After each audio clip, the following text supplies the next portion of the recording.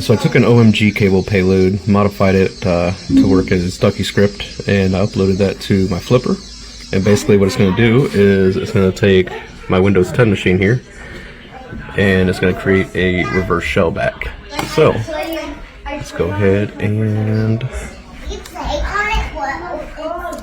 load up netcat, listening on 8080. Make sure the host is back in focus. Oh, here's the script, by the way, if I didn't already show you. Okay, can you finish eating? So I'm going to take Flipper, and I'm going to go ahead and run it. And as you can see, it's launching PowerShell, doing a whole bunch of wizardry. And then when it's done with that, we should get a shell back here.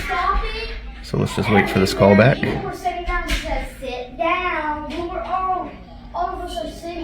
She would not move. That's why I was like 30 minutes late of coming home. Bam!